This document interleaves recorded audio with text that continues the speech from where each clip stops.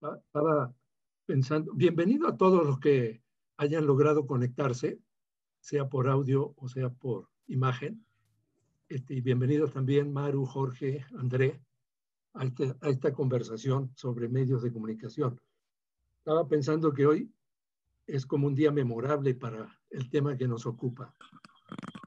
Por una vez, yo al menos no recuerdo otra, los medios de comunicación del mundo coincidieron en sus titulares y portadas, más allá de diferencias y polarizaciones, simultáneamente, explosivamente diría, en torno a Maradona. Y nos introducen una pausa en otro tema dominante en este año, aunque con otras características, de manera distinta, tanto en su aparición como su tratamiento. A ambos temas los une el espectáculo, la información como espectáculo. Maradona nos deja el recuerdo de su magia. La pandemia, la pandemia del COVID-19, sufrimiento, incertidumbre y vaya a saber qué otras cosas.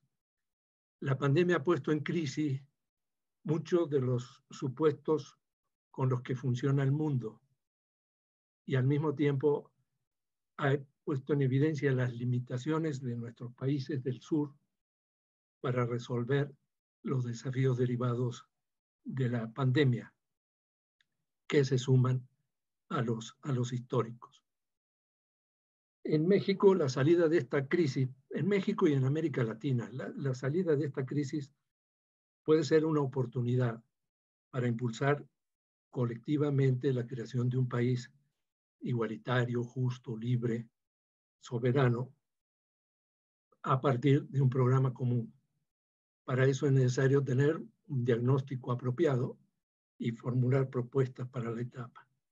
Esta es una preocupación muy extendida en todo el país. Y la Fundación para la Democracia y el Espacio Político por México Hoy han iniciado un proceso abierto y plural de conversaciones con los objetivos de acercar propuestas a los desafíos de este momento histórico y propiciar la articulación de las distintas formas en que se está organizando la sociedad. Este es el ciclo Desafíos para un México de Iguales, que transitará por los temas que preocupan a todos. Hoy es el turno de comenzar una reflexión sobre los medios de comunicación, su estructura y su comportamiento, la construcción de sentido común dominante y los contrapesos que tiene ese sentido común o que pudieran tener. Podemos considerar la concentración y poder de los grandes medios privados que subsiste aún hoy, el papel de los medios públicos y su dependencia de cada gobierno, es decir, que no terminan de configurarse como medios de Estado y se comportan la mayoría de las veces como medios de gobierno. Y la falta de apoyo a los medios comunitarios e indígenas.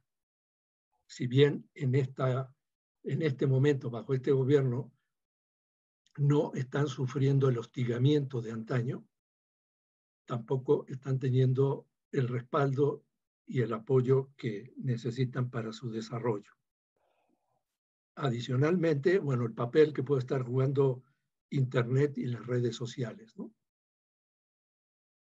A ver si encontramos algunas propuestas, ideas para democratizar la comunicación y la información, para eliminar hegemonías, colonizaciones, reproducción de patriarcado, voces únicas y abrir espacios a las diversidades y al pensamiento crítico.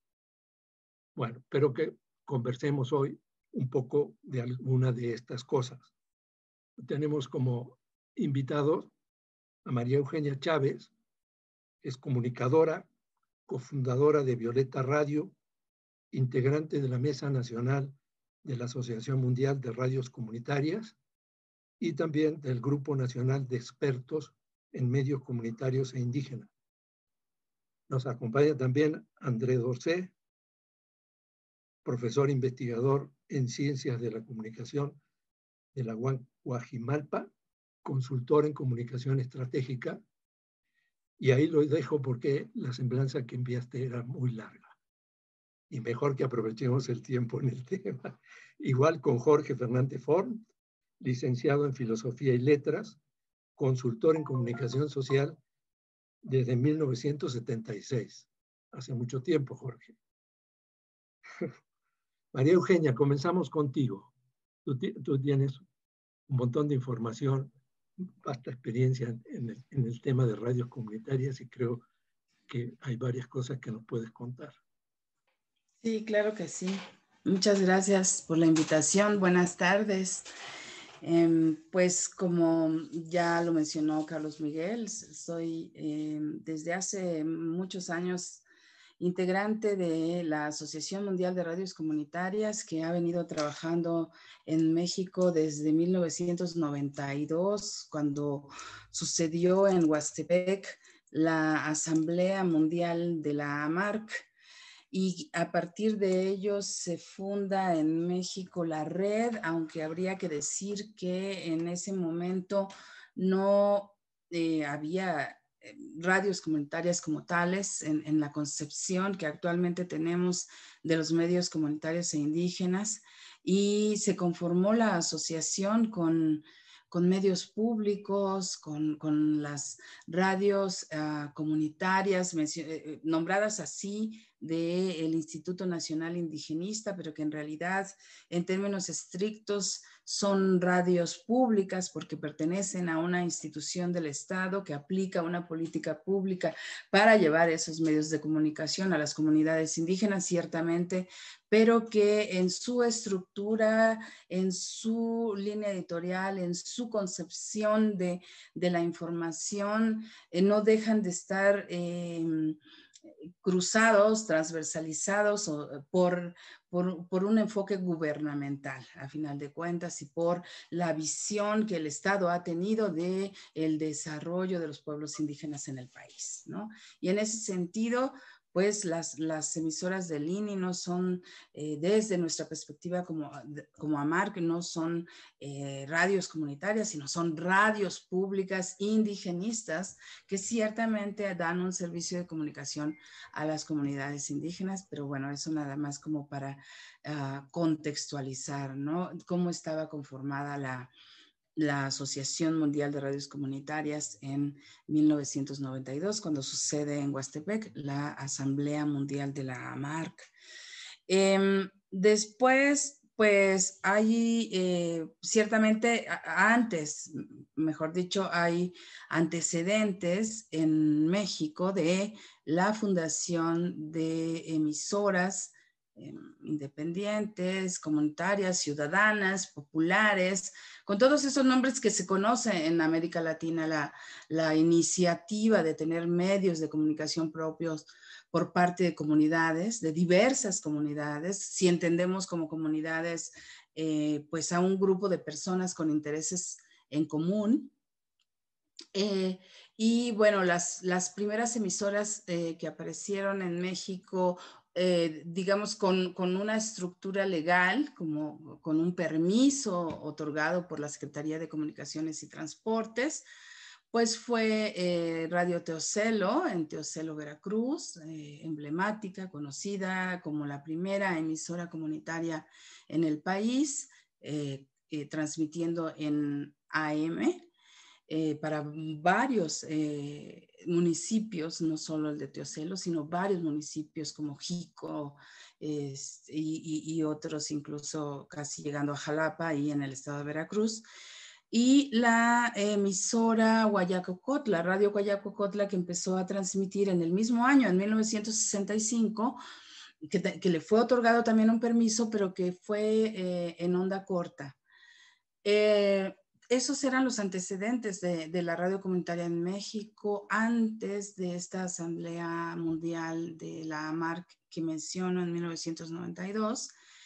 Y Y bueno, llega 1994 con una gran movilización social alrededor del Ejército Zapatista de Liberación Nacional, apropiándose también de medios de comunicación, abriendo los micrófonos a diversas comunidades, principalmente indígenas. Se crea el Congreso Nacional de Comunicación Indígena y en 1999 con el movimiento estudiantil en la UNAM, con la huelga y con el Congreso General el CGH, el Congreso General de Huelga, surgen también una serie de emisoras impulsadas por los mismos estudiantes de la UNAM y de otras universidades. Fundan la que huelga, Radio Zapote, una emisora que se llamaba La Pirámide, justamente por estar ubicada en el Centro Cultural La Pirámide, y en el CCH Oriente, ¿no? La radio de CCH Oriente. Y entonces, además, hay otras movilizaciones alrededor de este tipo de comunicación, principalmente en Michoacán y Oaxaca. De hecho, hay vínculos entre los estudiantes de la UNAM y otros movimientos sociales, como es el caso de la que huelga y el movimiento social Tierra y Libertad en Monterrey, Nuevo León. Y este es el contexto en el que se van organizando pues grupos, comunidades, para tener medios de comunicación en sus manos. La AMARC, después de 1992, en que hace un trabajo más bien con las radios del INI que mencionaba yo al inicio, y además otros medios públicos como Radio Educación, como Radio UNAM e incluso Radio Ibero, pues también empieza a incorporar a estos nuevos grupos que surgen con los medios comunitarios e indígenas, y en 2002 tiene una refundación, y de esa refundación se solicita 10 permisos, se establece un diálogo con la SCT. Aún todavía no existía la Comisión Federal de Telecomunicaciones, la COFETEL, pero se establece un diálogo, una interlocución con la Secretaría de Comunicaciones y Transportes en base a el artículo 13 de la antigua Ley Federal de Radio y Televisión, que decía que los permisos se otorgaban a instituciones públicas, a instituciones educativas, a instituciones culturales y de otra índole. Y esa frase que acompañaba al artículo 13 de otra índole es lo que permite abrir un canal de comunicación, y con una estrategia jurídica adecuada, en la que también participó la Asociación Mexicana de Derecho a la Información. Se otorgan 10 permisos para operar radios comunitarias, entre las que aún no existía esta división de comunitarias e indígenas, sino que todo se englobaba en el concepto de lo comunitario. La primera radio que recibió su permiso para operar por parte de la SCT fue Radio Jemboj en Santa María Tlahuitoltepec, Oaxaca, que fue muy simbólico para quienes conformábamos la AMARC en ese momento, porque es una radio eminentemente indígena, ¿no? Impulsada por la comunidad Ayuk de Santa María Tlahuitoltepec. Posteriormente, otra comunidad indígena, como fue Mazatlán Villa de Flores, ¿no? De la Sierra Mazateca, también en Oaxaca, que recibió el permiso, y asimismo 3 emisoras en Michoacán, en Uruapan, Radio Guandari, en Tepalcatepec, Cultural FM, y en Tangancícuaro, Michoacán, Radio Aranti. También fueron otorgados permisos para la Voladora Radio en Amecameca de Juárez, para Radio Bemba, en ese entonces se llamaba Radio Bemba, en Hermosillo, Sonora. Y una emisora en Texcoco, que meses después ya no perteneció a la AMARC, y no dimos seguimiento al desarrollo de esta emisora, pero lo que puedo decir es que por lo menos 9 de esos 10 permisos otorgados entre 2004 y 2005 son emisoras que a la fecha están transmitiendo en sus comunidades y que han refrendado los permisos y ahora se han convertido además en concesiones de tipo social comunitario y de tipo social indígena, y se han ido sumando, ¿no?, a partir de la reforma constitucional de 2013, en donde allí es donde se hace una separación entre lo comunitario y lo indígena, en términos de que las comunidades indígenas son o los pueblos indígenas, de acuerdo a la reforma constitucional, tienen derecho a tener sus propios medios de comunicación, y las comunitarias son otorgadas más bien a organizaciones de la sociedad civil o sí, que sean grupos de personas que se han conformado en asociaciones civiles. No así, aunque las concesiones de tipo indígena pueden ser otorgadas también a una asociación civil conformada por personas de una comunidad indígena, ciertamente, pero existe la posibilidad de que sea el pueblo organizado en una asamblea indígena que designe a una persona o a más personas para que gestionen la concesión, y en ese sentido se considera que la concesión es otorgada a todo el pueblo. Solo las personas que hacen las gestiones han sido designadas así por la asamblea comunal. Y esa es la diferencia entre las concesiones de tipo social comunitario y las concesiones de tipo social indígena. En ese momento, bueno, después de la reforma constitucional que realmente abre la posibilidad de que este tipo de medios se multipliquen en el país, pues estamos hablando al día de hoy de alrededor de 90 concesiones de tipo social comunitario. No están todas instaladas en este momento.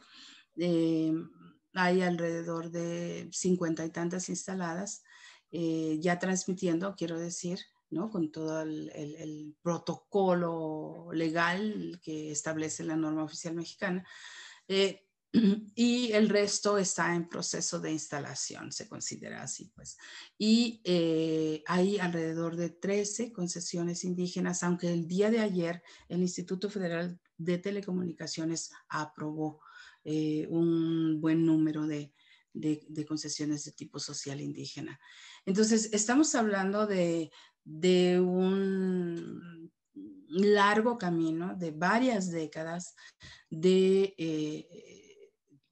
lucha, de reclamo al Estado mexicano para que fuesen reconocidos los medios, porque por cierto la ley, la reforma constitucional reconoce a los distintos medios, no solo las radios comunitarias, aunque las radios sean el medio de comunicación, pues como popular por excelencia en las comunidades, digamos, pero la reforma constitucional lo que hizo fue reconocer a todos los tipos de medios de comunicación comunitarios e indígenas.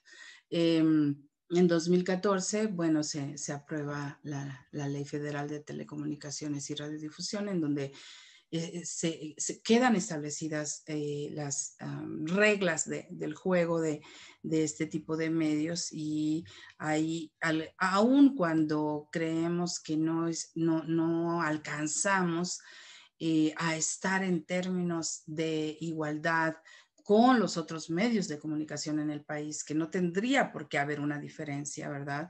No hay ningún fundamento legal en términos de derechos por los que los medios comunitarios e indígenas no tendrían que estar en los mismos términos que los medios comerciales o los medios públicos, pero sin embargo, bueno, hay algunas cuestiones que están puestas allí para fortalecer a los medios, pero que siguen dejándolos en desigualdad. Por ejemplo, ¿qué vemos? En el artículo 90, me parece, se establece la reserva del espectro. Es decir, hay un 10% de la reserva de la banda FM y un 10% de la reserva un 10% de la banda AM que están reservadas para concesiones de tipo social, comunitario e indígena. Esto, a pesar de que es muy bueno, digamos, a partir de allí se posibilita el que en la Ciudad de México existan medios comunitarios, que no había ni uno solo hasta antes de 2017, en que fue otorgada la primera concesión de tipo comunitario en la Ciudad de México, pero no... Y bueno, esto aplica para todo el país, es todo el espectro de la banda FM, pues, en donde aplica, pero sigue habiendo, pues, como eso, un rezago, una diferencia, o sea, solo el 10%, ¿verdad? Del espectro es el que nos corresponde. En términos, por ejemplo, económicos, existe en el artículo 89 una serie de fracciones que establecen cómo los medios comunitarios e indígenas tenemos derecho a financiarnos, a obtener recursos para nuestra sostenibilidad y todas esas formas que están descritas ahí existían desde antes de que existiera la ley. La única diferencia es que se estableció la fracción séptima que dice que los entes federales contratarán publicidad oficial hasta por el 1% del total de su presupuesto anual de comunicación social. Y volvemos a lo mismo. O sea, si bien es una medida buena para los medios, porque nos posibilita justamente la contratación de la publicidad oficial del Estado, que por cierto, no la abordamos desde el derecho a la información de las comunidades. No la abordamos de la comercialización del espacio, sino la publicidad oficial son contenidos informativos que el Estado está lanzando a través de diversos medios hacia las comunidades, y en ese sentido siempre en la AMARC defendimos la necesidad de que el Estado contratara publicidad oficial también con los medios comunitarios e indígenas, porque estamos atendiendo a comunidades específicas, ¿no? Pero bueno, entonces se queda el tope en el 1% del presupuesto, sin ningún argumento también, ¿cierto? No existe argumentación legal para decir que los medios comunitarios indígenas solo puedan comercializar hasta el 1% de la publicidad del Estado, que es publicidad de interés público, es información de interés público, pues.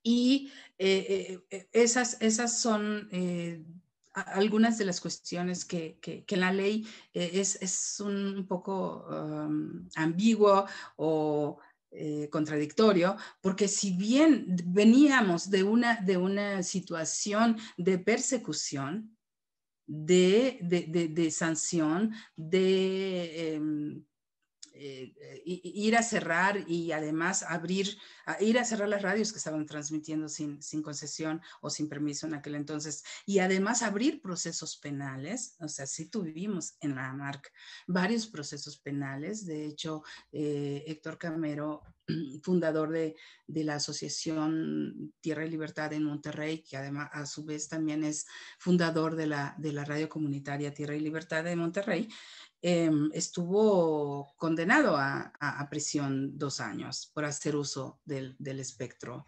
radioeléctrico sin permiso. Héctor no pisó la cárcel, pagamos una fianza, pero sí existió una acción penal en contra de Héctor, y no solo en contra de Héctor, en contra de otros, digamos, Héctor es el caso más emblemático, pero en contra de varias otras personas que buscaron a la AMARC para llevar su defensa.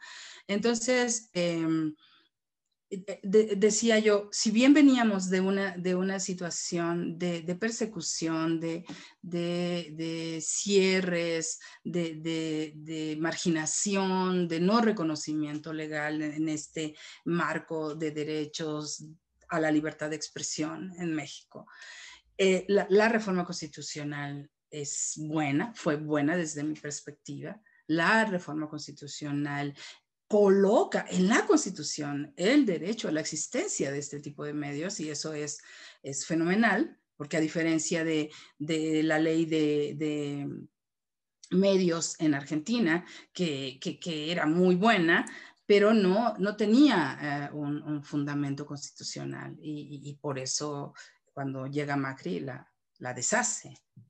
En ese sentido, creo que la reforma constitucional es fundamental para que en México haya un cambio radical en el reconocimiento del derecho de las personas, de la ciudadanía, a tener medios de comunicación propios. Pero nos quedamos cortos aún en la ley. Y eso es lo que quería decir. Gracias. Muy bien, Maru, muchas gracias. Habrá una segunda ronda de compartir comentarios. André, ¿quisieras tú exponer lo que traes bajo el brazo? Sí, claro, con mucho gusto. Hola, hola a todos, a todas. Me quedo pensando en lo que plantea Maru, que es muy significativo por varias razones. Y estoy ahorita como reacomodando los materiales que les quiero compartir o las reflexiones que les quiero compartir en función de la intervención de Maru, porque me parece que es digna y necesita de alguna forma pues ser evidentemente parte de este diálogo, de esta conversación. Y quisiera rescatar dos cosas importantes. La primera es el problema, digamos, que ahorita ha planteado Maru respecto a los marcos constitucionales, jurídicos que buscan reglamentar y dirigir, digamos, en términos de la legalidad, la operación de los distintos medios de comunicación, por un lado. Digamos que ese es una referente muy importante. La reforma constitucional a la que hizo referencia es crucial. No olvidemos que también, poquito tiempo después, hubo una contrarreforma en varios artículos específicos que acotaron especialmente la operación y el sentido de lo que hoy conocemos como los medios públicos. Entonces eso lo recuperaré un poquito más tarde, pero sí quisiera como rescatar la idea, digamos, por un lado, de la multiplicidad y diversidad de expresiones socioculturales que tenemos en el país.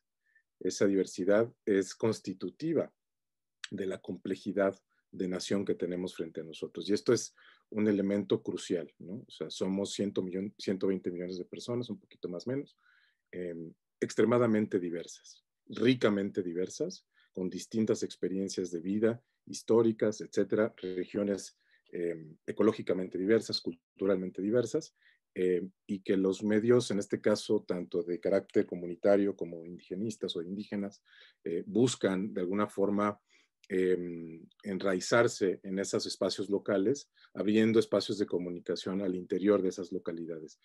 Me parece que esos avances son bien importantes porque permiten que las comunidades, los pueblos, los barrios, etcétera, puedan verse, puedan escucharse, reconocerse. Y el marco jurídico plantea un marco que permite y que potencialmente nos habilita para seguir expandiendo la potencia y la relevancia de esas intervenciones comunitarias, indígenas, etcétera, a lo largo y ancho del país. Y esta es una parte bien importante, ¿no? La otra es cómo este conjunto de redes de radios independientes, autónomas, comunitarias, indígenas, se conecta con su entorno inmediato, ¿no? Que es un entorno muy dinámico en términos de cambio tecnológico, un entorno que todavía sigue estimulando en términos de crecimiento económico, de la forma en la que se orientan las inversiones en el país, a seguir con el súper y mega crecimiento de los asentamientos urbanos, es decir, sigue habiendo mucha migración importante de las zonas rurales a la ciudad, y esto también genera nuevas dinámicas potenciando las que ya existían. Esto es importante porque si esto se producen diferencias entre las experiencias que tienen muchos de mexicanos y mexicanas en distintas partes del país, en sus distintas localidades, en relación a lo que sucede en las grandes ciudades y asentamientos urbanos. Y una pregunta muy importante que nos tenemos que preguntar hoy en día, a mi parecer, y que siempre nos hemos preguntado, yo creo hasta cierto punto, en las izquierdas o en la izquierda, es cómo atender a esa diversidad, pensando la infraestructura y pensando las políticas de comunicación en un sentido mucho más amplio. Y entonces ya con esto pongo de relieve dos principios importantes. Número uno es que me parece que es crucial pensar a la comunicación no solamente como subordinada a un proyecto de Estado o de nación, o de Estado-nación, sino pensarlo también en asociación a otro ámbito conceptual que es bien importante y que es crucial, que es el ámbito de la cultura. Por eso me gusta pensar, a mí muchas de las políticas comunicacionales me gusta pensarlas desde la perspectiva de las políticas culturales. Podemos después abundar un poco más cuáles son las implicaciones de este acercamiento, a mi parecer estratégico, para entender a los medios de comunicación, pero baste ahora simplemente señalar la relación que hay entre la diversidad, por ejemplo, lingüística, a la que busca atender muchas de estas radiodifusoras de las que habló Maru, al menos 60 lenguas o idiomas que se hablan, más el español, más otros más, ¿no? Y eso habla necesariamente a distintas posiciones socioculturales de vivir la nación y de vivir las propias identidades, que además están cruzadas efectivamente por la dimensión de género, obviamente por las formas en las que las distintas identidades en México están cruzadas también por las formas en las que han sido racializadas o etnizadas. Están no solamente las comunidades indígenas, sino las comunidades afromexicanas también, y otras más que están emergentes y que se siguen formando. Es decir, la nación mexicana se sigue constituyendo en relación a esa diversidad. Esa gran diversidad de personas, de grupos, de pueblos, hoy día, como ustedes saben, forman una parte sustantiva del 50% del país que está y que vive todos los días muy cerca de la franja de la pobreza extrema, y que, por lo tanto, vive desde ese lugar de relativa marginalidad socioeconómica, de relativa marginalidad en términos del acceso a educación de calidad, de salud, etcétera, vive las experiencias mediáticas, comunicativas y culturales. Esto es bien importante, entonces, vincularlo. Me gustaría pensar, junto a otros colegas y mis maestros y maestras, que pudiéramos pensar a los medios de comunicación, a la radio, a la televisión, al cine, pero también al teatro y también a los museos, de manera estratégica y, digamos, integral, ¿no? A las escuelas también, ¿por qué no? Y más adelante incluso en una articulación novedosa a los sistemas de salud, pero eso lo podríamos discutir en otro momento. Por ahora, quería yo rescatar ese principio que Maru, o digamos, esta serie de cuestiones que pone en la mesa Maru respecto a la diversidad cultural, las tecnologías de la comunicación como formas de visibilización de esa diversidad.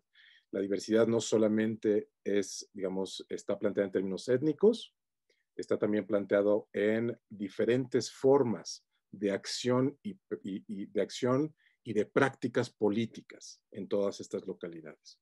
No existe una sola cultura política que informe a las prácticas sociales políticas de estas comunidades, y eso es parte también tanto de la diversidad como de la complejidad a la que se enfrenta cualquier proyecto de izquierda hoy día en nuestro país o en cualquier otro lado. Maru habló de la reforma de medios que se hizo en Argentina, que es una reforma de avanzado en muchos sentidos, y que ahora recientemente declararon, por ejemplo, ahorita voy a hablar un poquito más de eso, al Internet como un servicio de interés público, ¿no? Y esto es una movida muy audaz, radical en muchos sentidos, y que ha generado respuestas encontradas por todos lados, especialmente de respuestas negativas de las empresas, tanto nacionales como transnacionales, que buscan apropiarse del espectro electromagnético y de las bandas en las cuales se utiliza para la transmisión y operación del Internet. Entonces, si se dan cuenta, hablo como Maru de las comunidades indígenas o los distintos pueblos, identidades nacionales, que son también televidentes, que son radioescuchas, que son internautas, ¿no? Y esa convergencia de prácticas que eventualmente podrían ser parte de una ciudadanía, son las que creo que de alguna manera nos convocan en este conversatorio. Y me gustaría también pensarlo así. Es decir, cuál es la relación entre los consumos de medios de comunicación, de tecnologías, de información y los procesos de formación de ciudadanía o de ciudadanías. ¿Qué significa hoy día ser ciudadano, ser ciudadana en un ámbito, en un contexto altamente saturado de tecnologías de la información y la comunicación, que no solamente se expresan en términos de contenidos, sino que reformulan las prácticas cotidianas a través de las cuales o por medio de las cuales accedemos a las noticias, a la información, al entretenimiento, a la experiencia de gozo de la vida. Esta es una cuestión bien importante y crucial, porque no solamente estamos hablando de contenidos que se producen en los medios de comunicación, sino estamos hablando de transformaciones estructurales en la vida cotidiana de millones de personas en el globo. Les voy a compartir algunas ideas importantes respecto a cómo pensar, digamos, unas ideas descriptivas, digamos, de en qué momento nos agarra la pandemia en términos de la infraestructura telecomunicacional, pero especialmente la infraestructura de lo que yo le llamo los agentes y las tecnologías de la información y la comunicación, los ATICs, ¿no? Porque no solamente son TICs, sino son también actores o agentes de la comunicación y la información que hay que tomar en cuenta en estos contextos. Quiero plantear, por ejemplo, dos cosas importantes respecto a lo que sucede en los medios comerciales, que forman parte de este gran marco al que asistimos y que de alguna forma configura mucho de la experiencia y del despliegue de prácticas ciudadanas, refiriéndome, por ejemplo, al papel que juega hoy día los contenidos, tanto en streaming como en televisión, pero quiero hacer una acotación muy importante. Voy a leer parte de esto para ser un poco más específico en lo que les quiero compartir, y quiero comenzar apuntando a un hecho del que todavía se habla poco, me parece, o que cada vez se habla menos, y es el hecho de la profunda influencia que siguen teniendo las industrias culturales norteamericanas en la configuración de las ofertas de contenidos, tanto en la radio como en la televisión, como en Internet y como en los videojuegos. Este es un señalamiento que no busca, por supuesto, de manera regresiva regresar a un nacionalismo cultural, pero sí tener en cuenta que ese intercambio, incluso en el último tratado de comercio que se firmó con Estados Unidos, sigue siendo increíblemente desigual, ¿no? Las industrias culturales mexicanas hacen una exportación muy pobre hacia Estados Unidos en términos de lo que nosotros importamos de allá, y eso es algo que también hay que concebirlo en este gran juego de medios y demás, ¿no? Entonces, especialmente en el área de videojuegos, películas y contenido por streaming, la industria nacional en el ámbito de la televisión y el cine se sigue estructurando, ya lo he apuntado de alguna manera Maru, de forma oligopólica, dividido en manos de una decena de negocios familiares. Ambas plataformas mediáticas, especialmente la televisión, siguen teniendo hoy en México más o menos un 92% de penetración, y ha sido históricamente, ustedes lo saben, el espacio de legitimación y promoción de los valores nacionales dominantes, orientados muchas veces por estas élites económicas y políticas que reproducen mayoritariamente esquemas racistas, clasistas y heteropatriarcales en sus contenidos. Es decir, han sido durante muchos años la fuente primaria, este ecosistema de medios, de la desinformación y precursores históricos de lo que podemos identificar hoy como la desinfodemia. Ahorita voy a platicarles, si quieren, más adelante un poquito más sobre esta idea de la desinfodemia, pero sí quiero recalcar que la desinfodemia no es un fenómeno reciente, ¿sí? Y quiero ser muy específico. En México, Televisa durante muchos años fue un actor protagonista de la desinfodemia, es decir, de la desinformación, ¿no? No solamente porque omitió cuestiones sociales, culturales, políticas que están pasando en el país de manera arbitraria, sino que también produjo distorsiones muy importantes en la forma que daba cuenta de los sucesos noticiosos en nuestro país. Entonces, la desinfodemia no es algo propio de las redes sociales, no es algo propio de la digitalización de las comunicaciones, es algo que se exacerba. Y es algo que en este momento, por supuesto, como sabemos, está teniendo un costo altísimo para la crisis que estamos viviendo actualmente, que no solamente es una crisis sanitaria, es una crisis económica también, pero es una crisis, podríamos decir, en donde la pregunta sobre la gobernabilidad incluso está en la mesa. Voy a referirme un poco más a esa cuestión más adelante. En los últimos años, el uso de la televisión, tanto abierta como por cable, en México se ha venido reduciendo de forma sostenida. El sistema público de radio y televisión se mantiene muy débil en términos de la cantidad de personas que lo usan. Y aunque sigue creciendo su cobertura a nivel nacional, con un gran acierto, hace recientemente lanzar el sistema MX Play, que es una suerte de sistema de streaming para el servicio público, no cuenta con los recursos políticos o económicos necesarios, y aquí quisiera más bien plantear que no cuenta, a mi parecer, todavía con una visión para representar una competencia real al sector privado, o bien para dar espacio suficiente a esta vasta diversidad social y cultural de México.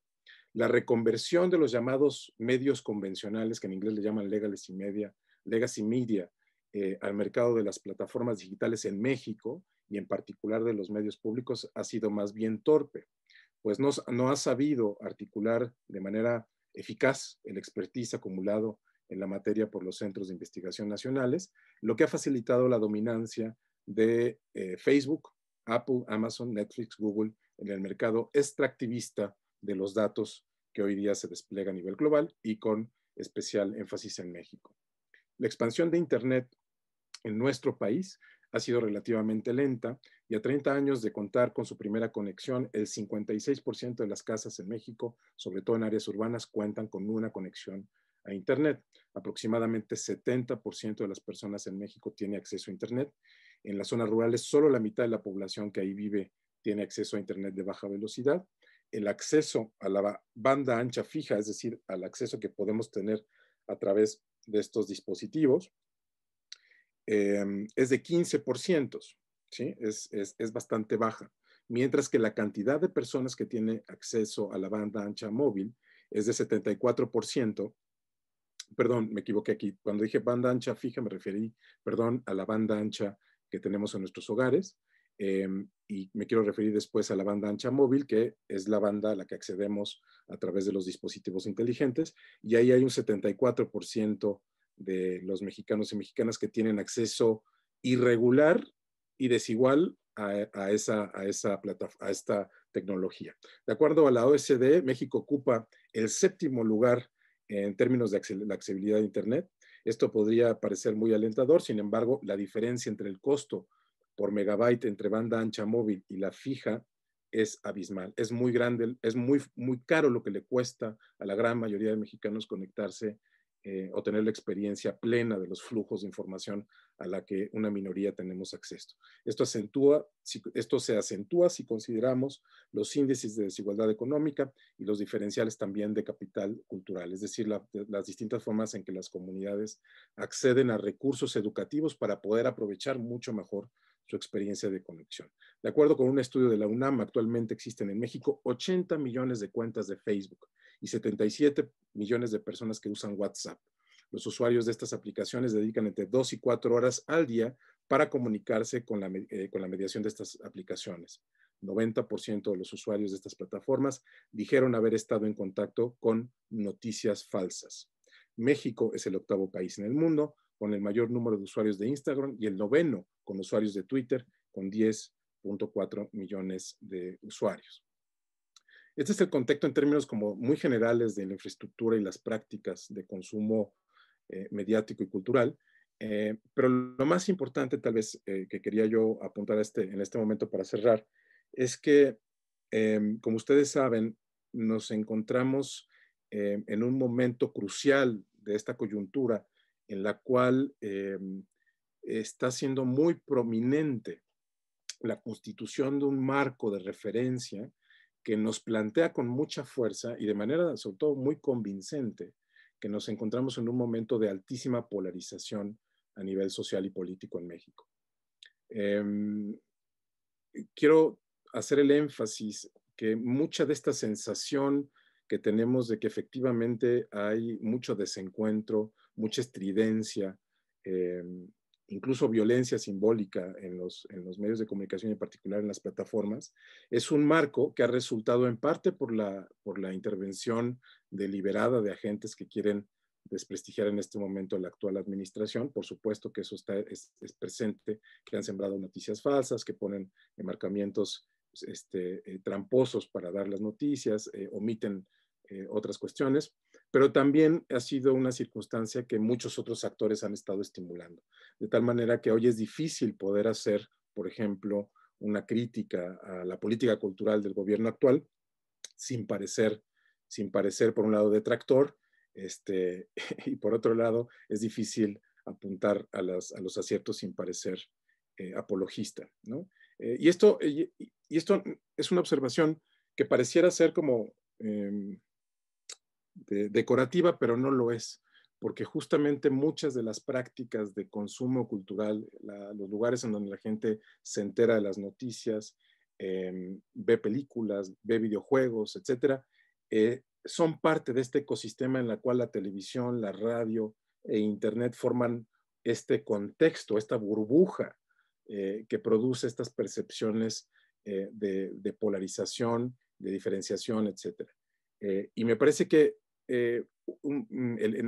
hasta el momento la actual administración ha sido relativamente efectiva en tratar con este problema, pero también ha sido muy torpe a la hora de articular sus políticas culturales para poder atender el problema de la diversidad sociocultural y política del país, vinculándola con un programa que tenga visión en el sistema de medios públicos y que sea capaz, por ejemplo, de presentar una verdadera alternativa en relación a las plataformas informáticas, que logre articular tanto a los medios convencionales como a las plataformas emergentes, justamente tratando de estimular nuevas prácticas ciudadanas. ¿Qué quiero decir con esto? Quiero decir que el hecho de que haya ganado el López Obradorismo en las elecciones pasadas federales es una señal positiva respecto a la vitalidad de nuestra democracia, pero ese triunfo, tratando de transformar y revertir la hegemonía priista,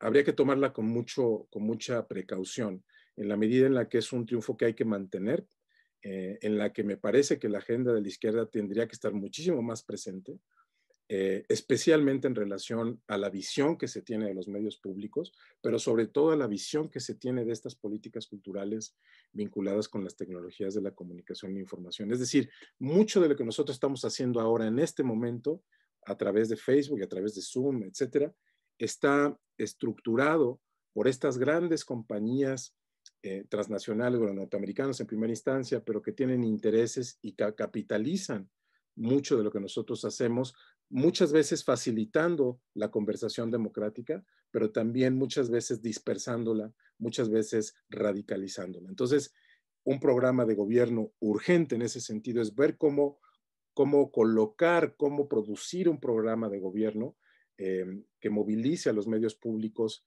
a los medios comunitarios e indígenas con una perspectiva más o menos compartida para revitalizar las prácticas ciudadanas mediadas por estas tecnologías. Si quieren, un ratito continúo y con eso por ahí lo dejo.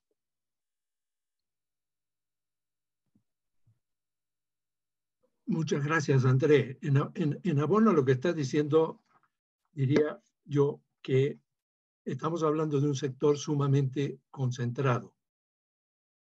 Hay 7 grandes corporaciones a escala global, 7 grandes corporaciones de la comunicación que controlan más del 70% de los medios del mundo y determinan el funcionamiento del resto. Sería un poco largo enunciarlo, entonces lo voy a dejar ahí. Pero, y ellos se entrelazan con los que mencionabas tú como empresas dominantes en Internet. Google, Apple, Facebook, Amazon, Netflix. Sí, por supuesto. Están todas las famosas majors que les llaman en inglés, las que tú dices, ¿no? Y que son dominantes. En América Latina, 5 grandes grupos mediáticos controlan lo que ven, leen y oyen la gran mayoría de los 600 millones de latinoamericanos. 5 grandes grupos. Prisa, O Globo, Clarín, Televisa y Cisneros. Así. Y 3 grandes grupos de telefonía son hegemónicos en telecomunicaciones e Internet. El grupo Carso, América Móvil, Telefónica de España y Telecom de Italia. En México ya sabemos cuál es la situación, ¿no? Con Grupo Televisa, América Móvil y Televisión Azteca controlan prácticamente el 90% del auditorio. Entonces, el punto es que, digamos, hablando de México, lejos de abordar desde una política oficial el contrapeso a ese gran poder concentrado, no se lo hace, y al contrario, da la impresión de que ese poder concentrado está siendo respaldado institucionalmente, ¿no? Bien, aquí dejo yo y le cedo la palabra a Jorge, a ver qué nos cuenta. Tienes el micrófono, ahí está. Ya, muchas gracias. Buenas a todos. Empezando, me encantó el panorama que planteó Maru de las radios comunitarias. Es una vieja historia que comienza hace muchos años y el trabajo jurídico político que has hecho o que han hecho ha sido sensacional por lo que platicas, y los cambios en la legislación son el camino. Hace muchos años empezamos a trabajar el derecho a la información y a la comunicación.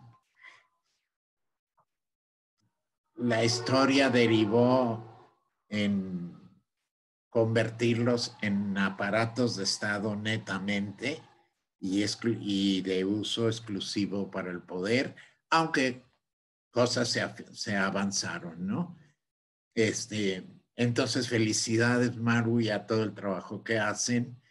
Y en segundo lugar, me parece muy importante retomar la propuesta de André de no es un problema de medios, hay un problema de cultura general y de práctica social de la comunicación, para la cual yo siento, y voy a ser transparente, siento que nos hemos rezagado y estamos mal preparados. Yo planteaba, siguiendo la reflexión de desafíos para la democratización, en concreto en el tema de los medios de comunicación, siempre me ha preocupado en la práctica profesional mía de allá algunos años, que la comunicación trate de resolverse con el enfoque a medios. No es un problema de medios solamente. Es obvio que, siguiendo al amigo Marx, la propiedad de los medios determina el contenido, la orientación y los efectos. Estoy de acuerdo con ello. Pero el enfoque más radical es la democratización de la comunicación. En ese sentido, estructuré cinco desafíos para la democratización de la comunicación. Un primer desafío es tomar la iniciativa de comunicar y comunicarse. Nunca antes como ya lo explicó André y Carlos, habían estado concentrados tanto los medios de comunicación, pero nunca como ahora tenemos posibilidades de comunicarnos en tiempo real y en formatos muy diversos, con la gente que queremos y a veces con públicos más amplios. Entonces son de esas contradicciones del sistema y del momento que vivimos, entre que estamos abrumados, subordinados y dominados por el sistema, y a la vez el propio sistema nos proporciona oportunidades de comunicación como nunca la habíamos tenido. En ese sentido, un primer desafío es tomar la iniciativa de comunicar y comunicarse. Voy a leer un poco porque luego me enredo. Frente a las corporaciones mediáticas, públicas y privadas, creadoras del sentido común neoliberal y los nuevos espacios abiertos por las redes sociales, generadores de una comunicación acrítica, silvestre y en muchas ocasiones salvaje, no queda de otra que tomar la iniciativa y promover en el espacio social e individual una actitud crítica, responsable y propositiva. Se trata de impulsar y fomentar un nuevo sentido común a través del intercambio de ideas, juicios y emociones en el marco de una ética comunicacional que promueva la formación de grupos y comunidades y sobre todo, que me preocupa mucho, que evite la falsa información, el rumor, la desintegración social, porque decir mentiras no es solo pecado venial, sino tiene efectos en la integración comunitaria, la desintegración social y el canibalismo. Yo lo que veo en la comunicación de nuestros días aquí en México es un canibalismo tremendo. Segundo, entonces creo que debemos impulsar y fomentar ese nuevo sentido común y esa ética comunicacional. El segundo es educar para la comunicación. Frente al uso y abuso de los medios masivos, de las facilidades de la comunicación digital y de las herramientas de texto, diseño y fotografía, no queda de otra que capacitar a los responsables de comunicación de las organizaciones políticas y organizacionales y de las organizaciones de la sociedad civil. La comunicación de muchas organizaciones políticas y de muchas organizaciones de la sociedad civil es realmente pobre, empeorable. Se trata entonces de concientizar sobre la importancia de profesionalizar a los agentes de comunicación en un marco teórico práctico que vaya más allá de la mercadotecnia, de la publicidad comercial y de su sometimiento y subordinación a las reglas del sistema. Cualquier esfuerzo, por lo menos en mi experiencia, lo poco que he tratado de transformar las relaciones sociales respecto de los medios de comunicación, ha ido al fracaso. ¿Por qué? Porque finalmente lo que se propone tiene que ser sometido a las reglas del sistema. Tercero, entonces el segundo desafío es educar para la comunicación. El desafío tercero, promover una nueva comprensión del comportamiento social. Voy a resumir, se trata de la idea mistificada de masa que la izquierda, por lo menos es la que yo participaba o participo, le tiene repelús al concepto de masa.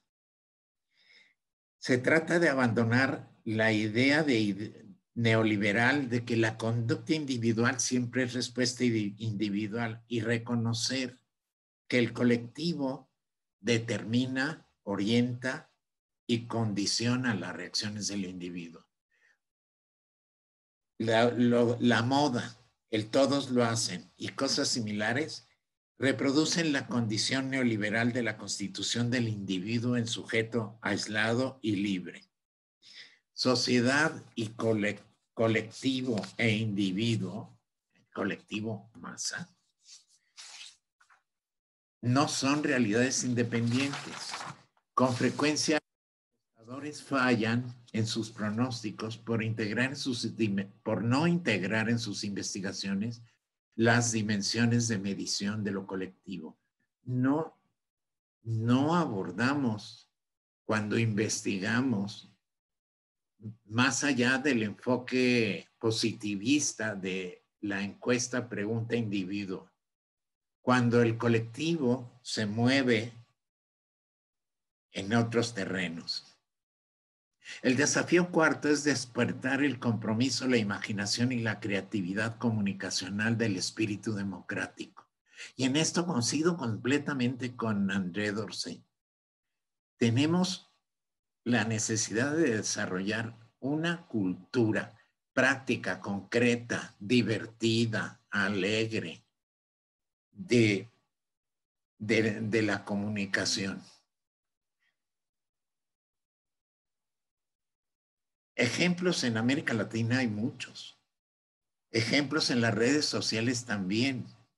Desde el movimiento de los Sin Tierra hasta la denuncia femenina y feminista chilena del violador eres tú. Fue sensacional. ¿Por qué no se nos ha ocurrido aquí en México? No tenemos el compromiso, la imaginación y la creatividad comunicacional del espíritu democrático del que tratamos de participar. Sacando la tradición 68era de la que no me puedo escapar, yo diría la imaginación al poder, cosa que con frecuencia le ha faltado a los colectivos mexicanos. Y un quinto desafío sería desarrollar una comunicación alternativa de medios y fines. Parto de una conclusión. La izquierda comunicacional no está perdida, simplemente está desorientada. Carente de propuestas concretas, convincentes y motivantes, la izquierda mexicana auténtica parece no poder ir más allá de la denuncia genérica o coyuntural y de la reflexión académica. El espectáculo que dan los políticos supuestamente de izquierda, entre comillas, de izquierda, es francamente deplorable. Se han dedicado a denostarse a sí mismos, a desconfiar entre ellos, a cuestionar sus métodos de elección, a todo menos a proponer un camino para salir del atolladero en el que estamos sumergidos y una visión de futuro que nos impulse adelante. Lo que está en juego aquí se trata de los fines de comunicación. ¿Para qué comunicar? De los contenidos mismos, ¿qué comunicar? Y de los medios, a través de qué comunicarnos. Estos 5 desafíos, entonces, me parece que podrían contribuir en alguna medida a nuestra tarea. Tomar la iniciativa, educar para la comunicación, promover una nueva comprensión de cómo se mueve la sociedad, despertar el compromiso, la imaginación y la creatividad y desarrollar esta comunicación. Eso sería.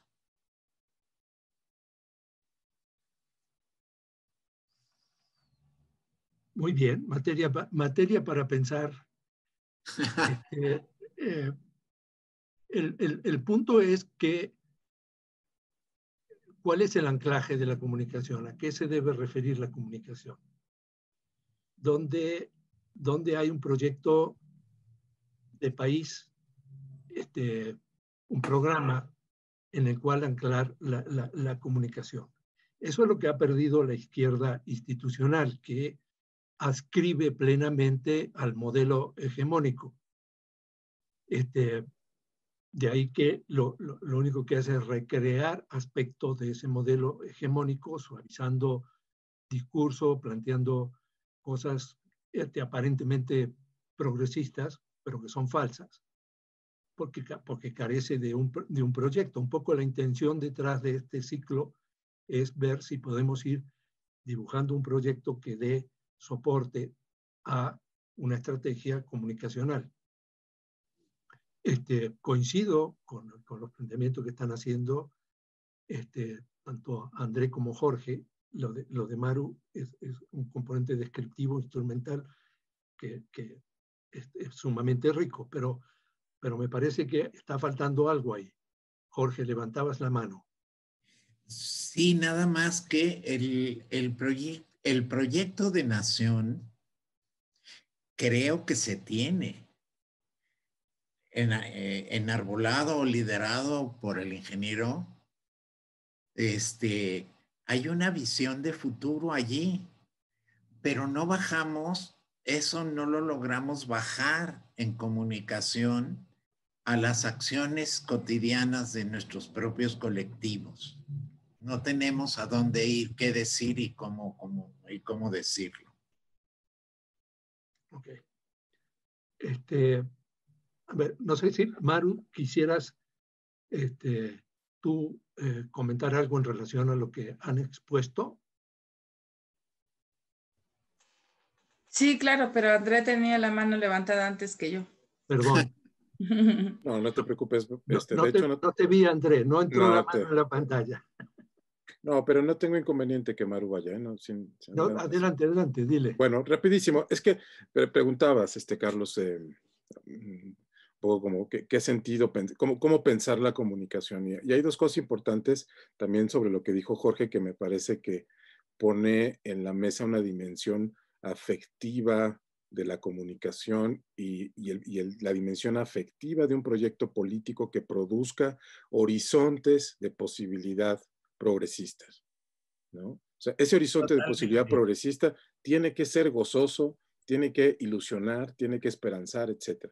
Yo en lo personal pienso que estamos en un momento crucial, es un buen momento. Me parece que la administración actual está haciendo, tiene muchos aciertos y está abriendo cosas importantes. Podemos discutir sobre los matices, por supuesto, pero quiero regresar al punto sobre cómo pensar la comunicación y las prácticas. Yo creo que lo que planteaba Maru, de manera muy sintética, porque es una historia muy larga, la de las organizaciones comunitarias que se apropian de los medios de comunicación y en particular de la radio, porque hay otras modalidades de comunicación que ocurren también sincrónicamente en muchas comunidades que no solamente tienen la mediación de las tecnologías de la comunicación, que hay que considerar, pero en muchos de estos colectivos, de esas poblaciones, de esas comunidades, hay prácticas cotidianas de comunicación que justamente lo que hacen es acercar a la gente, escuchar a la gente, lazos muy fuertes, por supuesto, y que de hecho se están fortaleciendo. Y yo tengo la impresión de que el triunfo electoral del López Obradorismo en parte apunta a una demanda de mucha gente que, entre otras cosas, está ansiando formas legítimas, novedosas de producción de comunidad en términos de un proyecto de nación mucho más incluyente y mucho más justo. Y eso es importante. Al margen, insisto, del signo político en particular, la oportunidad es interesante y hay que saber leer. Tú decías, Jorge, ahorita, esa idea de las masas. Bueno, ¿qué es lo que la gente está expresando a través del voto? Eso es muy importante leerlo. Y la otra cuestión es que hay que trascender la acción pragmática del voto, porque la transformación de fondo pues va mucho más allá del voto. Justamente la ciudadanía es una ciudadanía que se practica todos los días, que se practica, como dices, Jorge, también sabiendo discutir. Y esa es una cosa que tenemos que recuperar y poner en la mesa otra vez.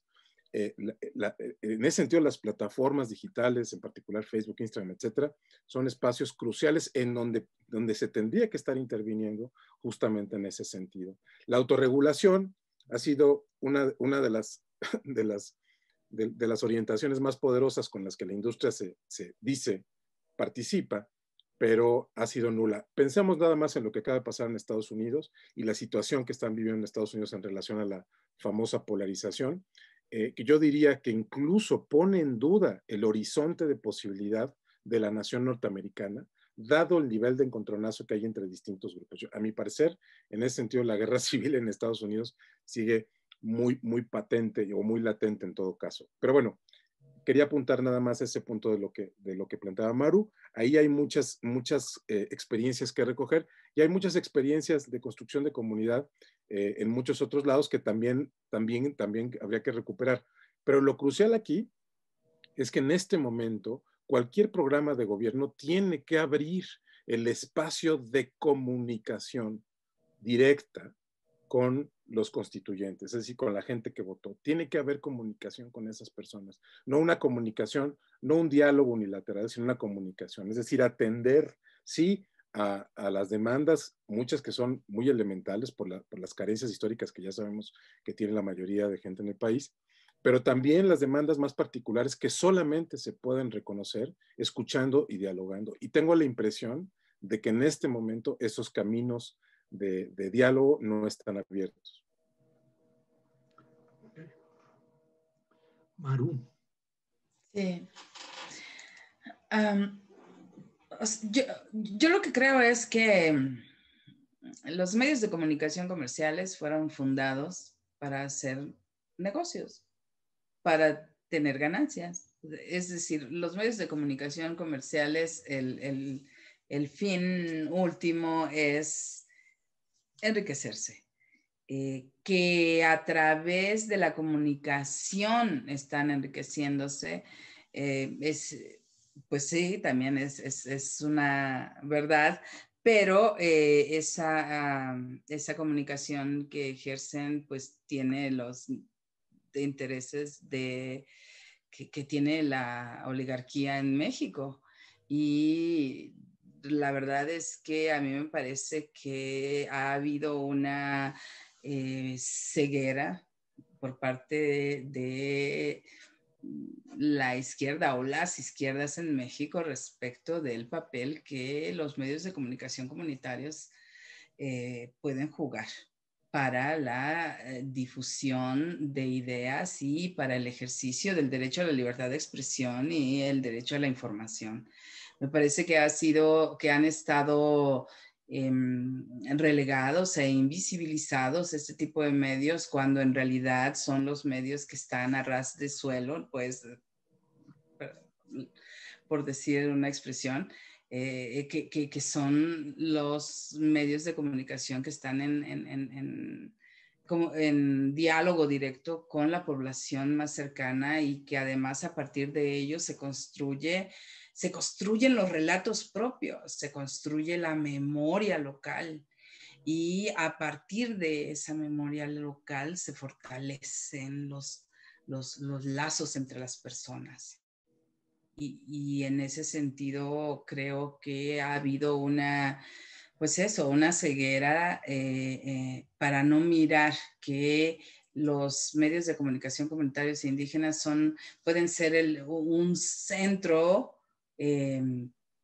pues un centro comunitario, pues un centro que congrega a la población, porque además hay una identificación directa con ese medio de comunicación. Es el medio de comunicación que me escucha y que me responde. Es el medio de comunicación a donde yo puedo ir y hablar directamente y decir lo que pienso y discutir o dialogar o debatir con mis otros iguales, con los pares. Y entonces se desmitifica esta idea de que el medio de comunicación solo pertenece a ciertas élites que son las que pueden estar detrás del micrófono construyendo un relato que no siempre es el relato que nosotros con el que nos identificamos, con el que se identifican las personas. Yo creo que la radio es un decir, como lo dije cuando hablé la primera vez, la radio es el medio de comunicación más popular, pero no solo. O sea, hablemos aquí no solo de radios comunitarias, hablemos de medios de comunicación comunitarios, hablemos de plataformas de expresión. O sea, en realidad es eso, porque en este momento no podemos dejar de mirar a las redes sociales, definitivamente. Pero entonces, pues también las comunidades tienen que apropiarse y yo creo que quieren, no solo tienen desde mi perspectiva, sino quieren apropiarse de esas redes sociales también para construir ahí sus propios relatos. Lo que me parece es que tenemos que ciudadanizar lo más posible pues el espectro radioeléctrico, ¿no? Hablando de medios que utilizan el espectro y pues las telecomunicaciones, la radiodifusión utiliza el espectro y en ese sentido creo que tenemos que democratizarlo, es decir, que existan más grupos ciudadanos que estén utilizando una frecuencia radioeléctrica para utilizarla como plataforma de expresión, de construcción de relato propio y de memoria colectiva local, que a partir de eso creo que se va armando más, es decir, armando el enlace de la construcción de un país distinto. Yes. Más para pensar. Jorge, ¿algo para agregar? No, me queda claro, por ejemplo, esto que acaba de decir Maru, que tenemos que ciudadanizar los medios que están a nuestro alcance. Y con esos podemos dar mucha guerra. Por otra parte, no es solo un problema de medios. Maru lo expresa muy claramente. Es un problema de construir el relato social de cada grupo y de cada comunidad y de comunidades conjuntas. Ese relato que entendería con André, que es parte de la formación de cultura, es fundamental. No hay comunidad ni grupo que no trabaje sus propios mitos y ritos. Tarea de la comunicación es construir esos mitos, esos relatos y difundirlos. No sé qué piense André. Sí, claro, por supuesto. Yo creo que la clave ahí, conectando lo que dice Maru Jorge, efectivamente es narrativa, relato, ¿no? No sé si están familiarizados con un historiador israelí que está teniendo mucho éxito comercial, Harari, Yuval Harari, que tiene una trilogía de libros muy interesantes, pero lo que quisiera rescatar de esas referencias, bueno, dos cosas. Una es que está siendo increíblemente popular, ningún historiador jamás había hecho eso.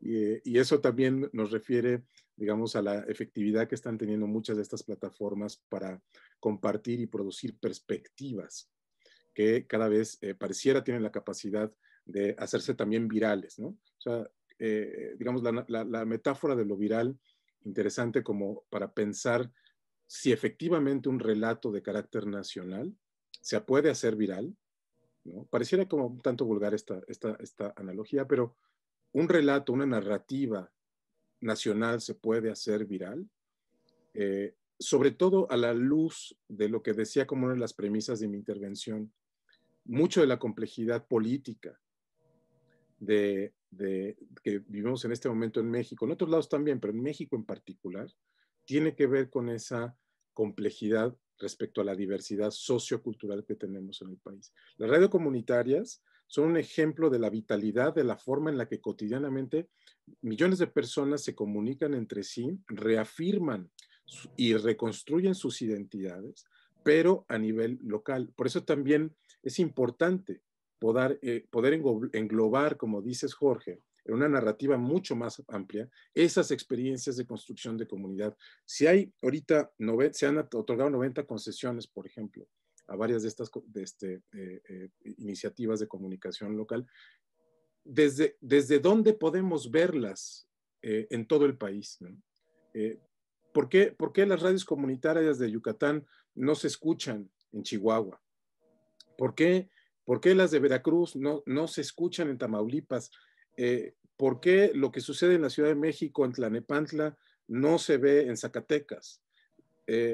Tendríamos que encontrar una plataforma que pudiera darle cabida a la visibilización de todas esas experiencias, de los compromisos cotidianos que existe en la relación de la práctica comunitaria, la gente que trabaja por conseguir su comida, por asegurarse el agua, los recursos básicos todos los días, están produciendo también, como decía Maru, memoria, prácticas y horizontes de posibilidad, pero que tienen que compartirse y verse visibilizadas. En ese sentido, por ejemplo, me preocupa que el sistema público de radiodifusión del Estado mexicano, que preside Genaro Villamil, en este momento no ha dejado, por ejemplo, a mi parecer, un proyecto claro para responder a esa construcción a partir de la diversidad.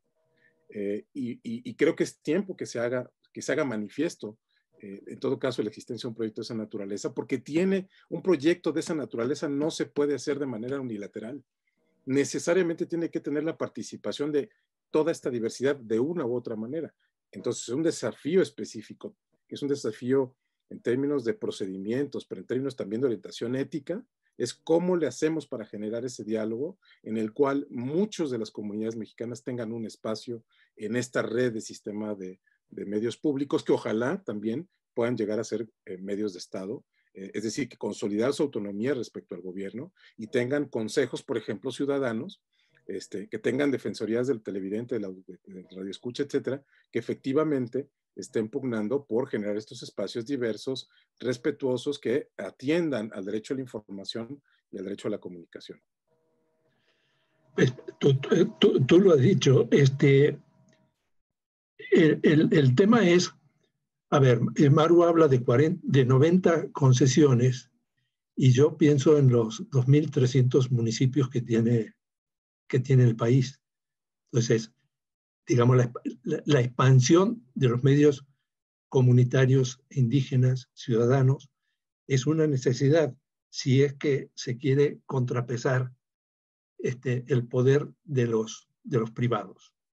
Esa necesidad debe recogerla el gobierno y convertirla en política de Estado.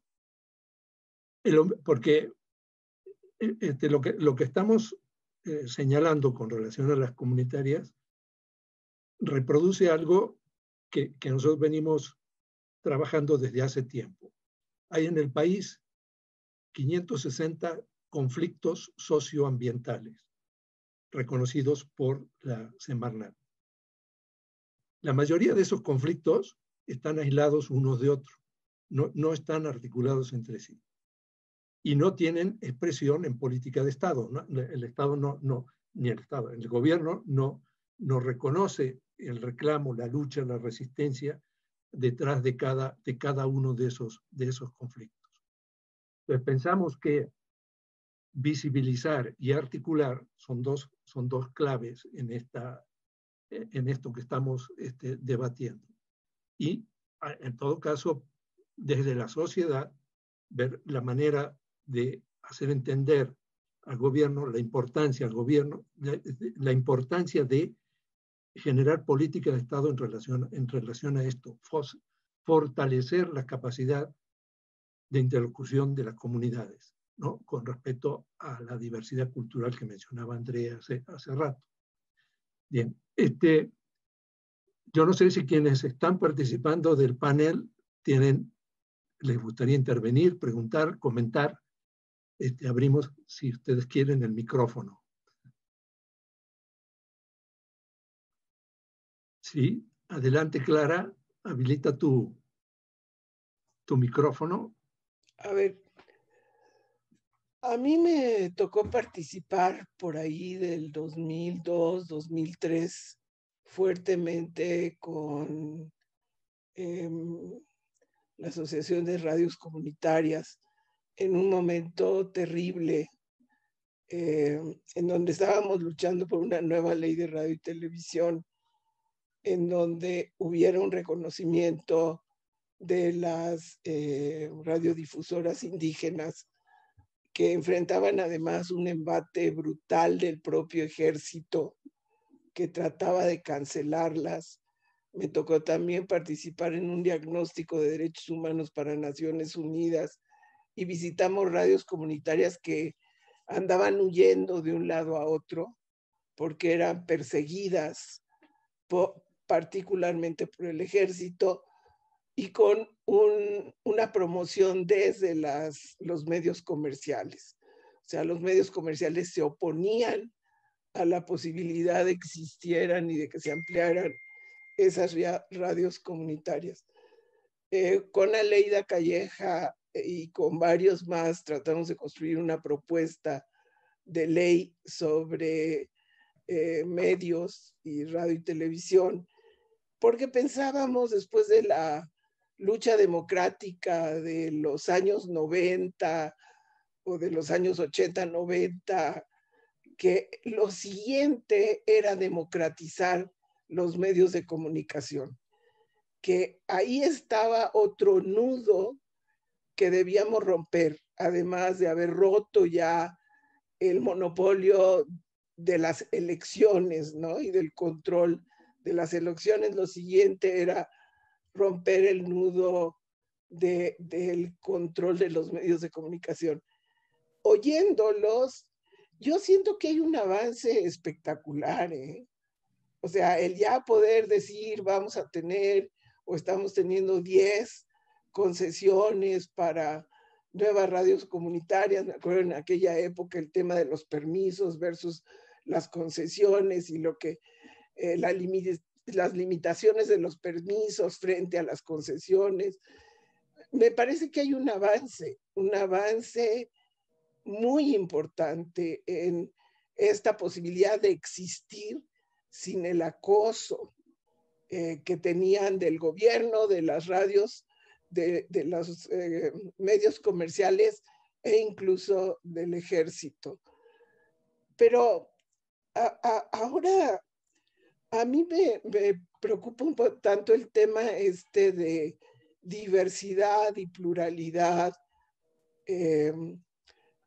porque me parece también que corremos el riesgo de fragmentación si no hay un discurso articulador nacional que cohesione, porque si nos vamos solo a las representaciones de relatos locales, aunque se comuniquen entre ellos, si no hay un relato nacional que convoque de alguna manera a un proyecto de izquierda, podemos incurrir en fragmentación, en el reconocimiento de la diversidad y pasar a fragmentación. Yo siento que la actual administración, en lugar de ayudar, lo que hace es polarizar, es evitar el diálogo. Yo creo que espacios de diálogo que teníamos las organizaciones civiles están totalmente cancelados. Y entonces, no hay desde la política de gobierno una política de diálogo y escucha. Al contrario, se dice que el presidente recorre el país y no sé qué, pero yo a veces pienso si realmente dialoga con la gente en el territorio o él hace sus propias construcciones. Entonces, a mí esa parte del proyecto de izquierda que debería de ser este gobierno de Genaro Villamil, tratando de construir una estrategia, me parecía fantástico que estuvieran Genaro, que estuviera Aleida, que estuviera Velázquez. O sea, era un equipo de gente que todos hubiéramos pensado van a tener un proyecto de izquierda para los medios de comunicación, y no está ocurriendo. No hay esa estrategia que me parece fundamental. Yo no sé si vieron que ya sacaron este código de ética del gobierno que acaba de salir el día de hoy, con una serie de prescripciones de éticas y morales. Yo digo, si quisieran impulsarlo, deberían tener una estrategia global a través de estos medios que se han ido construyendo, pero no parece haber congruencia. A mí eso me preocupa mucho. Sí, André, tu micrófono, por favor. Sí, recojo y saludo, gracias, a Clara. Jorge, ¿estás saludando o estás pidiendo la palabra? Saludando. Sí, recojo lo que plantea Clara y efectivamente esa es parte de lo que decíamos hace un momentito, ¿no? El tema de cómo producir a partir de esta fragmentación. Pero una cosa importante, Clara, tiene que ver con una cuestión estratégica que me parece que como izquierda tenemos que tomar en cuenta y de manera muy, muy, muy seria. Yo ahorita hablaba de la distinción entre comunicación o la relación entre comunicación y cultura, pero no podemos perder de vista en este momento la relación entre comunicación, cultura, tecnología y economía, ¿sí? Porque en este momento lo que estamos asistiendo es a un proceso generalizado de digitalización de todas las prácticas y tecnologías de la comunicación electrónica. Y esto es muy importante, porque eso significa, y esto incide de manera directa en la forma en que las grandes compañías desarrolladoras de tecnología y software a nivel mundial se están poniendo actualmente en las compañías con más recursos, tanto económicos como políticos a nivel global. Y esto es fundamental, ¿no? Sobre todo a la hora que pensamos de la construcción de un relato nacional en relación a la relativa autonomía y soberanía que deberíamos también poder defender en relación a toda esta infraestructura telecomunicacional, informacional. No perdamos de vista que no solamente estamos hablando de Facebook, que no solamente estamos hablando de Netflix, etcétera, sino también estamos hablando de Microsoft y de muchas otras compañías que producen el software, las computadoras, los servidores, los cables, las antenas, los tubos, con las cuales hoy día el Estado Nacional, en particular, sí, la infraestructura del Estado Nacional tiene cada vez mayor dependencia, ¿no? O sea, en tanto el software, la tecnología. Entonces, la informacionalización del proceso de gestión del Estado es también parte de esta gran problemática. Mucho de la fragmentación que hoy día estamos presenciando en las plataformas como Facebook, como Instagram, Twitter, etcétera, no solamente tiene que ver con la fragmentación propia de la que hablábamos hace ratito, de la fragmentación, digamos, étnica, social, etcétera, a la cual se alude cuando pensamos en las redes comunitarias. Hay otro tipo de fragmentación, que es la fragmentación que está produciendo el mercado y que está produciendo una infinidad de nichos de gente que no solamente son consumidores, sino son también clientes y también son ciudadanos y ciudadanas. Eso genera muchísima fragmentación y esa fragmentación es muy susceptible a los ordenamientos de los algoritmos que eventualmente pueden facilitar arreglos estructurales de estas grandes esferas que producen, entre otras cosas, esta fuertísima sensación de polarización. Entonces, sí, frente a eso, ¿cómo armar un gran relato, una gran historia que logre capturar las demandas, las necesidades, los anhelos, los gozos de muchas personas en este país, que los pueda reconocer, pero que también los pueda efectivamente organizar con un horizonte de perspectiva común, ¿no? Y ese es, por supuesto, un gran desafío. Entonces, cierro con esto.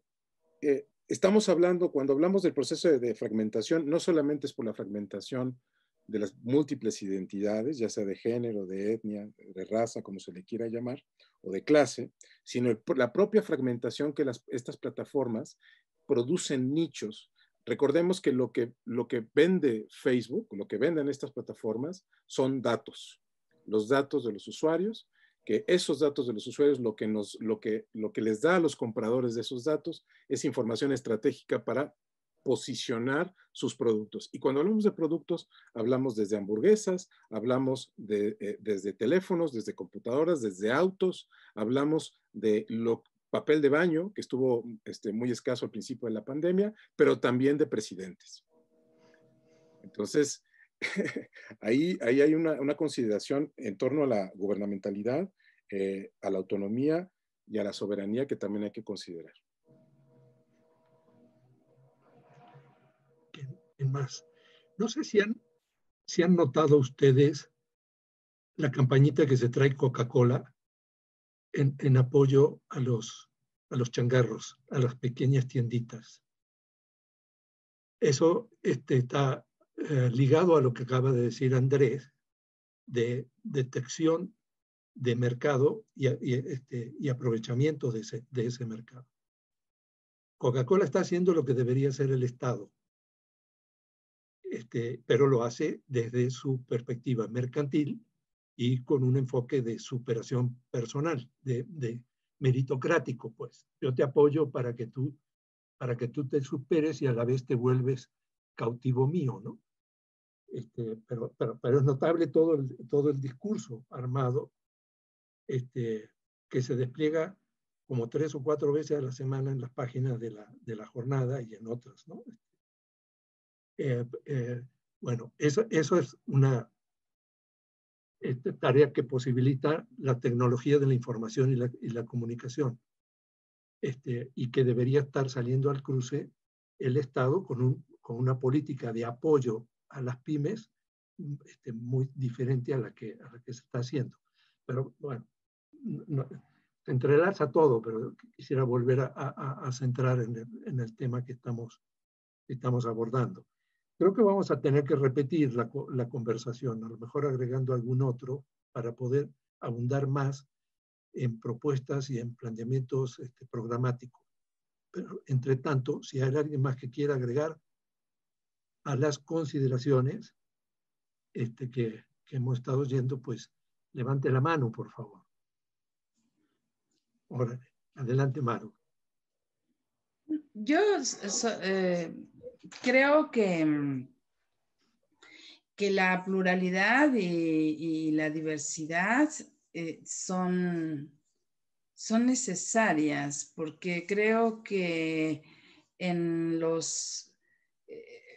es decir, a partir de la construcción de los relatos locales que se pueden hacer con los medios de comunicación, también hay la posibilidad de intercambios con otras realidades locales, y que a partir de ahí es donde se va construyendo lo nacional, y es a partir de ahí donde hay una identidad, creo yo, una identidad nacional, una identidad de un país, de una nación, México, que nos vamos apropiando de la realidad otra local, ¿no? Yo en la Ciudad de México soy fundadora o cofundadora de Violeta Radio, hasta ahora la única concesión de tipo social comunitario en la ciudad, con una identidad feminista, pero hay un rico intercambio con otras agrupaciones del país, ¿no? Con otros relatos que yo llamo, ¿no? A través de los programas de radio que transmitimos de Oaxaca o de Honduras o de Argentina, porque la identidad que se genera en Violeta es una identidad en favor de los derechos de las mujeres. Y entonces no importa si ese relato local está en Oaxaca o está en Tegucigalpa o está en Córdoba, Argentina.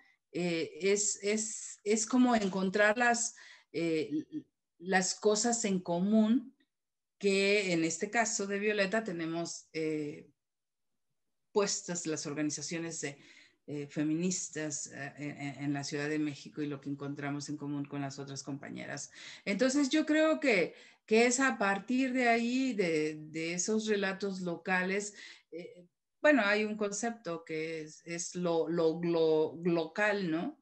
O sea, lo global local, o cómo lo local se convierte en global, porque a final de cuentas son problemáticas en común. Y yo creo que el discurso generalizador, según entendí lo que decía Clara, ese discurso desde la izquierda, ese discurso que se construye en términos generales, sí, efectivamente es necesario construirlo, pero yo digo que es necesario construirlo a partir de las experiencias locales.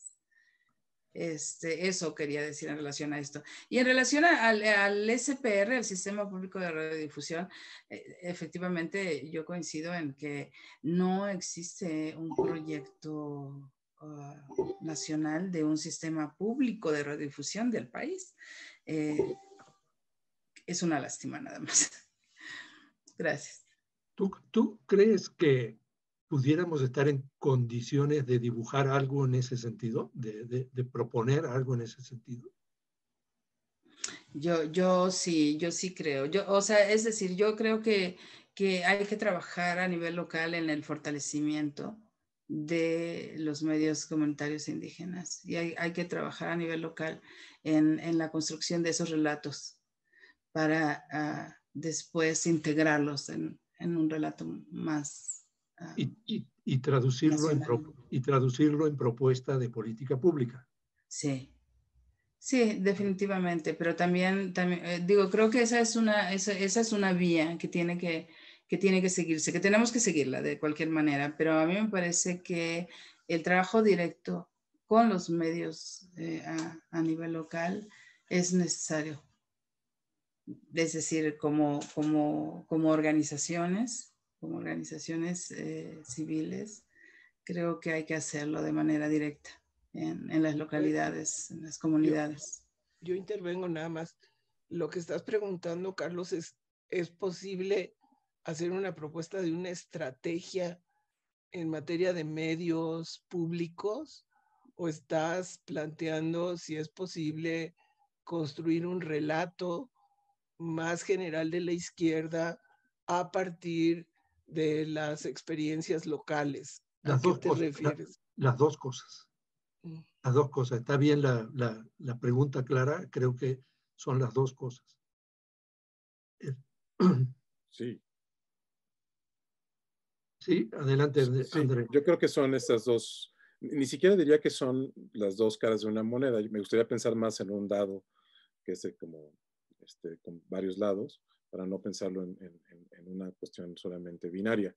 Me parece que esa es una dimensión crucial de cómo se construye este gran relato narrativa nacional, pero que a su vez tenga la capacidad de voltear hacia afuera, ¿no? Y también de hacer las alianzas necesarias y los reconocimientos a nivel regional, ¿no? En ese plano, pues es muy importante poder seguir trabajando con los colegas de Argentina, de Chile, Colombia, etcétera, que en cuyos países también están habiendo procesos muy interesantes. El de Chile respecto a su constitución es muy importante porque también está hablando de una nueva recomposición de las fuerzas políticas, pero sobre todo de la potencia que las prácticas ciudadanas tuvieron para decidir, por ejemplo, en ese contexto, la modificación constitucional. Y hablando del marco constitucional, pues ahí tendría que ver, sería uno de los lugares estratégicos a revisar, es decir, en qué medida este gobierno realmente va a ser constitucionalista en el sentido de número uno, acatar lo que plantea la Constitución respecto al sentido de los medios públicos en particular, y si va a atender el gobierno, en particular la Cámara de Diputados y Senadores, la demanda que existe por ejemplo, de la Asociación Mexicana de Derecho a la Información, la MIC y otros más, sobre echar para atrás la contrarreforma respecto al derecho de las audiencias y otros temas que están pendientes. Yo creo que ahí eso va a ser un área, y es un área de hecho también fundamental. Quería terminar diciendo esto. Estábamos hablando de la radio comunitaria, pero me gustaría que imaginaran por un momento cómo a la par de la radio comunitaria en muchos de esos lugares poblados, pero también en muchas locaciones en la ciudad o en las ciudades, somos partícipes de grupos de WhatsApp a través de las cuales estamos compartiendo información sobre cuestiones muy pragmáticas, cotidianas, desde la de los vecinos, la de las familias y las redes solidarias que se están produciendo a través de eso. Bueno, pues estamos haciendo uso de esta tecnología que es de carácter privado y que capitaliza de nuestro uso para la construcción de prácticas comunitarias y ciudadanas. Y no hay que perder de vista, ¿el Estado mexicano tiene una postura frente a eso o dejamos que el libre mercado decida por dónde se va eso? Es una cuestión que me parece que en términos de prospectiva habrá que revisar a ver cómo la Constitución atiende el tema de las tecnologías de la información y la comunicación y la práctica ciudadana, ¿no? Hola, Cuauhtémoc, bienvenido a la charla. Yo quería preguntarles a los ponentes sobre todo si cuando se está hablando de un sistema nacional, una política de Estado en materia de comunicación, se está pensando en todas las formas. Esto es, se ha hablado mucho de radio, pero bueno, yo pensaría también en la televisión y pensaría en estos otros esquemas que yo desconozco, YouTube, Instagram, etcétera. Si una política de Estado tendría que entrar a todo este tipo de medios y no solo de radio, es decir, quizá el radio es hoy, entre comillas, lo más barato, pero yo creo que habría que pensar en todo tipo de medios si estamos hablando de una política de Estado en materia de comunicación. Ahí dejo la pregunta. ¿Quién quiere responder? ¿André? ¿Maru? Sí. Sí, Vas, Maru. sí, justamente eso habíamos mencionado, que los medios ciudadanos, comunitarios, indígenas o populares, como se les nombra más en el sur del subcontinente latinoamericano, pues tienen que abarcar todas las plataformas, porque para mí es como muy sencillo. En realidad son plataformas tecnológicas que utilizamos para expresarnos y para comunicarnos. Y hay experiencias ya en México de la creación de redes de telecomunicación comunitaria. Y hay redes en Oaxaca principalmente, que fue donde empezaron a trabajar, redes de telefonía celular, por ejemplo. Hay redes de internet comunitario. Entonces, sí, yo creo que tendría que ser una política amplia de Estado que abarcara todas las plataformas desde esta visión de ciudadanía. Pero que además deben ser reguladas. Por supuesto. Sí. Por lo que acaba de decir Andrés, el negocio que están haciendo las plataformas en estos tiempos de pandemia es espeluznante. Bueno, Amazon en este momento es la compañía con más activos y con mejor capitalizada del mundo en este momento, ¿no? Precisamente por eso, porque no solamente porque es una compañía de envíos, sino el punto es que una compañía que sistematiza la información para eficientar sus procesos y sacar mucho mayor ganancia, que eso incluye la perfilación de todos los clientes y la anticipación de sus tendencias de compra, ¿no? Entonces sí, el sistema de medios tendría que evidentemente pensarse en términos transmediales, ¿no? Sí, o sea, estamos hablando de voz, de datos, de imagen. Les dejo el dato, ¿no? O sea, 80 millones de personas en México se dice tienen una cuenta de Facebook, otro tanto de Instagram. Es decir, hoy día hay comunidades en las cuales es más accesible en estos momentos un teléfono que una radio, por ejemplo, ¿no? Entonces, por muchas cuestiones pragmáticas, porque así la gente se está empezando a comunicar. Es interesante, hay comunidades en México, en Chiapas, por ejemplo, en donde hay jóvenes, jovencitos, niñas, que tienen teléfonos celulares aunque no tienen acceso a la red. ¿Por qué? Porque el teléfono a nivel local tiene otras significaciones y otros usos, ¿no? Que tienen que ver con justamente la producción de identidad a nivel local. Entonces, sí, el punto es cómo se hace una gran política que tenga la capacidad de hacerle frente a los embates de estas transnacionales o estas compañías transnacionales que son extractivistas en términos de la utilización de los datos. Y en ese sentido, Carlos, con esto termino. A propósito de todo lo que decías de los conflictos socioambientales, justamente una gran plataforma que pueda dar visibilidad de este conjunto de relaciones complejas, ¿no? A través de la utilización de estos múltiples medios. Bien, ¿quién más? Creo que, Anaíd, ¿estás por ahí? Sí. Se acaba el tiempo, ¿verdad? Sí, ya estamos a tiempo. Bueno, entonces no me resta más que agradecer la participación de todos ustedes y seguramente van a ser convocados a una segunda ronda porque hay mucha materia. Lo más que hemos llegado a hacer es a plantear un montón de temas que hay que desarrollarlos y aterrizarlos además, ¿no? Con mucho gusto y encantado. Muchas gracias, Maru. Muchas gracias. Yo también encantada. Jorge. Mucho gusto. Muchas gracias por la invitación. Y gracias a los que asomaron al grupo. Un honor y un abrazo. Gracias, buenas noches. Gracias. Chao, Carlos. Hasta luego. Hasta luego, Carlos. Hasta luego.